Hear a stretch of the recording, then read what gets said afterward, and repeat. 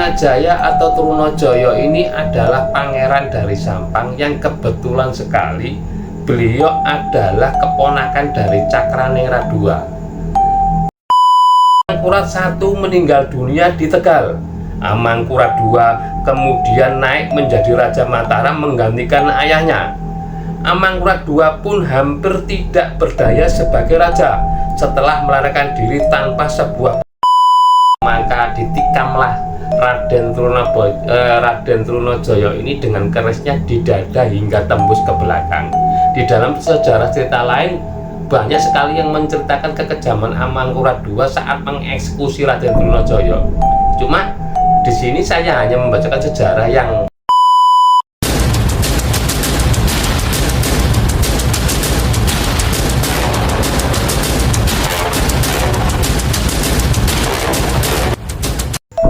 Assalamualaikum warahmatullahi wabarakatuh. Salam sehat, salam seger waras, salam otak waras, salam menolak lupa. Jumpa kembali dengan saya, channel Tukang Ojek Online. Bagaimana kabarnya sedulur-sedulurku, saudara-saudaraku? Tidak bosan-bosannya saya selalu mendoakan saudara-saudaraku semuanya, sedulur-sedulurku semuanya, semoga selalu diberi rezeki yang banyak, semoga selalu diberi kesehatan, dan semoga selalu diberi kebahagiaan. Amin amin ya rabbal alamin. Kali ini saya akan membacakan atau menceritakan sejarah dari Raden Trunojoyo atau Trunajaya. Karena sejarah Raden Trunojoyo atau Trunajaya ini ada benang merahnya dengan perjuangan perlawanan dari Untung Suropati. Makanya di episode kali ini saya melanjutkan dari sejarah Untung Suropati, sekarang masuk di Raden Trunojoyo. Langsung saja kita mulai. Raden Trunojoyo. Di kehidupan awal, Trunojoyo lahir sekitar tahun 1649. Pamannya adalah seorang pangeran Sampang Cakraningrat II. Trunojoyo merupakan keturunan dari raja terakhir Madura Barat yang dipaksa tinggal di Mataram setelah dianeksasi dalam penaklukan Surabaya oleh Sultan Agung dari Mataram. Trunojoyo membenci Amangkurat I karena ayahnya dibunuh atas perintahnya pada tahun 1656, dan intrik dalam keraton membuat Trunajaya meninggalkan keraton Pleret dan pindah ke Kajoran, sebuah daerah berjarak sekitar 26 km utara laut dari keraton dan berada di dalam kawasan suci Tembayan.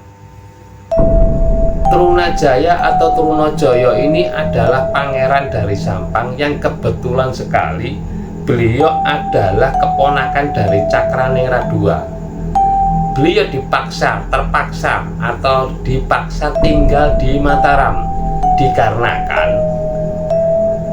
wilayahnya dianeksasi oleh Sultan Agung dari Mataram dalam waktu penaklukan Surabaya. Dan Trunojoyo ini sangat membenci Amangkurat I karena ayah beliau dibunuh atas perintahnya pada tahun 1656 dalam sebuah intrik keraton. Karena diceritakan di sejarah Untung Suropati kemarin, ada perebutan kekuasaan di daerah Kartosuro yang terjadi.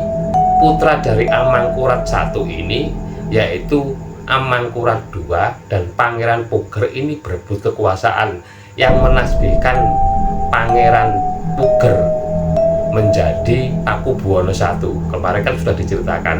Jadi makanya di awal tadi saya sebutkan bahwasanya cerita dari Raden Trunojoyo ini ada benang merahnya dengan kisah Untung Suropati.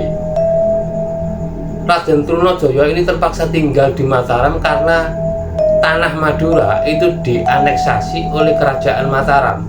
Aneksasi itu apa? Aneksasi adalah pengambilan paksa sebuah tanah atau wilayah diambil paksa oleh kerajaan tertentu, yaitu kerajaan Mataram pada saat itu, pada penyerbuan penaklukan Surabaya. Dan akhirnya Trunojoyo ini juga meninggalkan Keraton Mataram dan tinggal di daerah Kajoran. Pada saat itu Mataram berpusat kerajaannya berada di daerah Pleret. Jadi Trunajaya ini akhirnya pergi meninggalkan Pleret dan menuju sebuah kerajaan kecil, yaitu Kerajaan Kajoran, mungkin wilayah Ketemenggungan atau wilayah-wilayah kecil lah, yang berada di daerah Suci Tembayat Gresik. Sampai sekarang ini masih ada yang namanya daerah itu bernama Suci Tembayat di sekitaran Gresik pinggiran utara. Kita masuk bagian sesi berikutnya, yaitu kehidupan di Kajoran.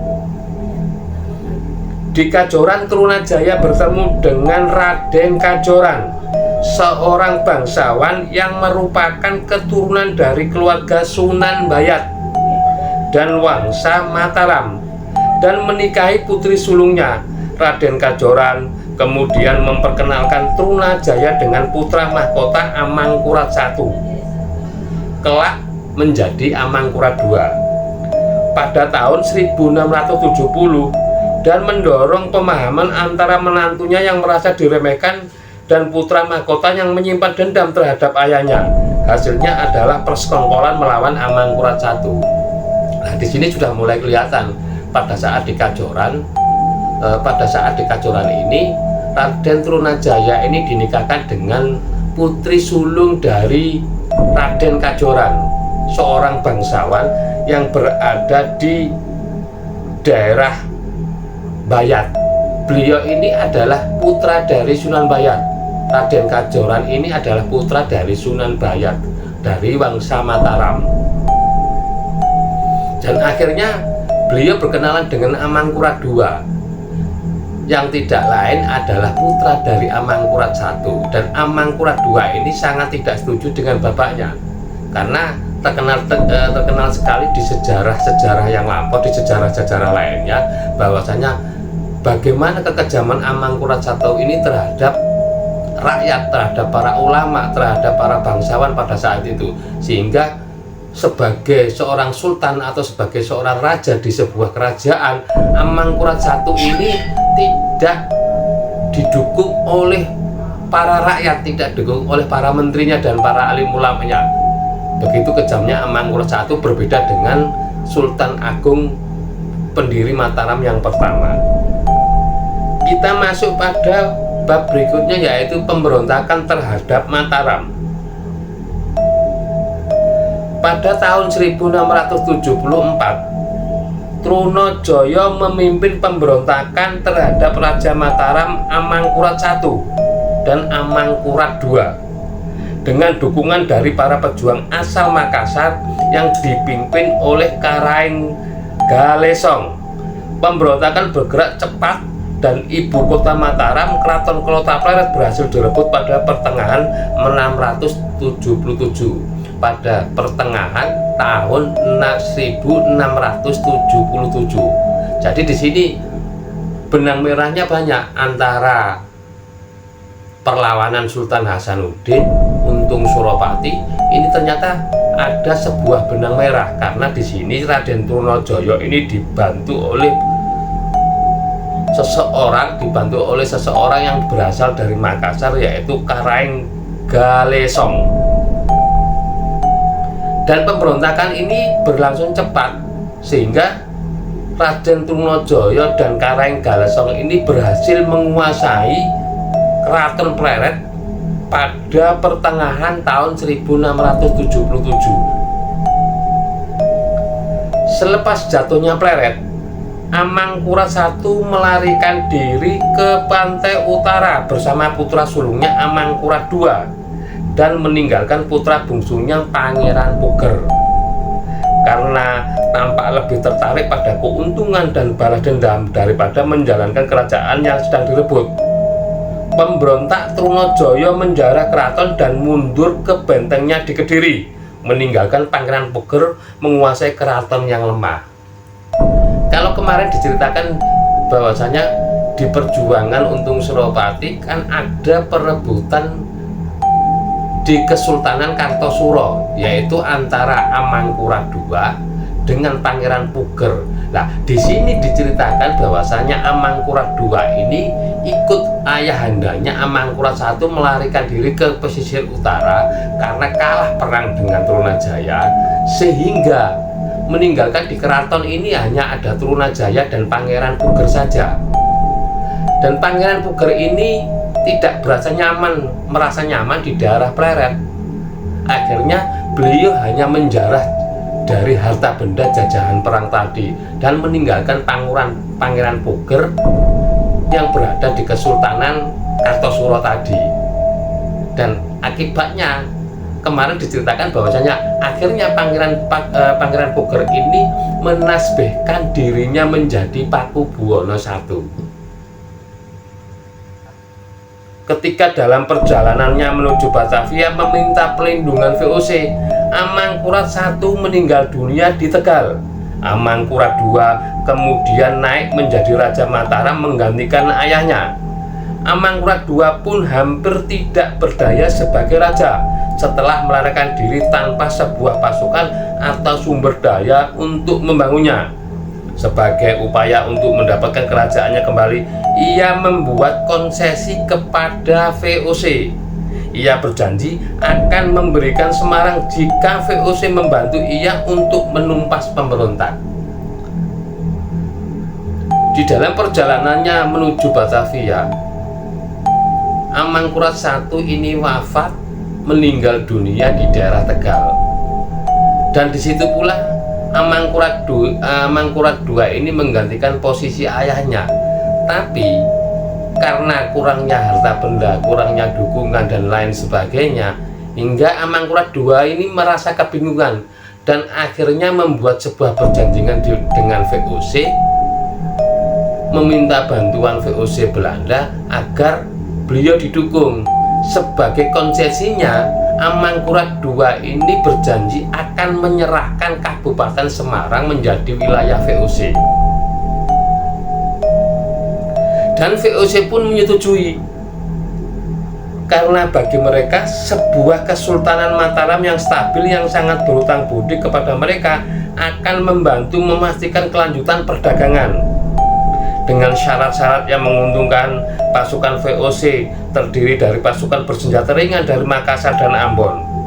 Di samping tentara Eropa yang dipersenjatai lengkap, pertama kali mengalahkan Trunajaya di Kediri pada November tahun 1678. Trunajaya sendiri ditangkap pada tahun 1679 di dekat Ngantang, Malang. Awalnya dia diperlakukan dengan hormat sebagai tawanan komandan VOC. Takut bahwa ia akan mengakhiri persekutuan antara Mataram dengan VOC, Amangkurat II memutuskan untuk menikam Trunajaya dengan keris sebagai hukuman saat melakukan kunjungan seremonial ke kediaman bangsawan di sebuah desa bernama Payak, Jawa Timur pada Januari tahun 1680. Karena pihak VOC ini setuju kalau dikasih imbalan kota Semarang. Karena apa? Kota Semarang ini kan ada sebuah pelabuhan yang bisa melancarkan perdagangan VOC kepada negara-negara Eropa yang lainnya.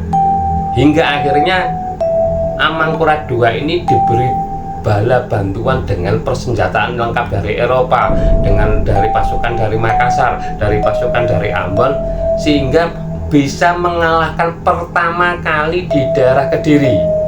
Pasukan Trunajaya kalah pertama kali di daerah Kediri pada bulan November tahun 1678. Dan Trunajaya atau Raden Trunajaya ini tertangkap pada tahun 1679 di daerah Ngantang, Malang. Pada awalnya Raden Trunajaya ini diperlakukan sangat baik oleh pihak VOC. Dia dihormati sebagai bangsawan, bukan sebagai tawanan. Namun pada akhirnya, karena Amangkurat ingat bahwasanya nanti daripada Raden Trunajaya ini memberontak kembali, maka ditikamlah Raden Trunajaya ini dengan kerisnya di dada hingga tembus ke belakang. Di dalam sejarah cerita lain banyak sekali yang menceritakan kekejaman Amangkurat II saat mengeksekusi Raden Trunajaya. Cuma di sini saya hanya membacakan sejarah yang dari sumber dari Wikipedia yang tidak ada unsur kekejaman itu. Padahal pada saat itu Raden Trunajaya ini sedang melakukan kunjungan seremonial kepada kerajaan yang lain. Tapi disitulah Amangkurat II ini menghujamkan kerisnya ke dada Raden Trunajaya. Kita masuk pada bagian berikutnya, yaitu peninggalan. Pemberontakan Trunajaya dikenal sebagai perjuangan heroik bagi rakyat Madura melawan kekuatan asing Kesultanan Mataram dan VOC. Muncul usulan agar Raden Trunajaya diangkat menjadi pahlawan nasional. Namanya kemudian diabadikan sebagai nama Bandar Udara di Sumeneb, Bandar Udara Trunajaya, dan Universitas Trunajaya di Bangkalan, Madura. Kita masuk pada biografi Raden Trunajaya. Raden Trunajaya atau Trunajaya lahir di Arusbaya, kalau sekarang masuk wilayah Bangkalan, pada tahun 1649, dan beliau meninggal 2 Januari tahun 1680 Payak, Kediri. Nama lain dari Raden Trunajaya atau Raden Trunajaya adalah Panembahan Maduretna Panatagomo. Baiklah saudara-saudaraku semuanya, itulah sekelumit kisah dari Raden Trunajaya atau Panembahan Maduretna Panatagomo. Semoga kisah inspiratif ini bisa menggugah kita sebagai warga negara Indonesia, sebagai generasi sekarang dan generasi yang akan datang, bisa selalu menghormati jasa-jasa beliau, jasa-jasa para pahlawan. Walaupun Raden Trunajaya ini masih diusulkan menjadi seorang pahlawan, tetapi keheroikannya, kegigihannya dalam memperjuangkan atau mempertahankan tanah leluhur menjadi sebuah inspirasi bagi kita semua. Untuk kali ini saya akhiri sekian dulu. Kita akan kembali di episode pahlawan-pahlawan yang lain, pahlawan-pahlawan di seluruh Nusantara ini. Akhirul kalam, wabillahi taufiq wal hidayah, waridho wal inayah. Assalamualaikum warahmatullahi wabarakatuh. Salam sehat, salam seger waras, salam otak waras, salam menolak lupa.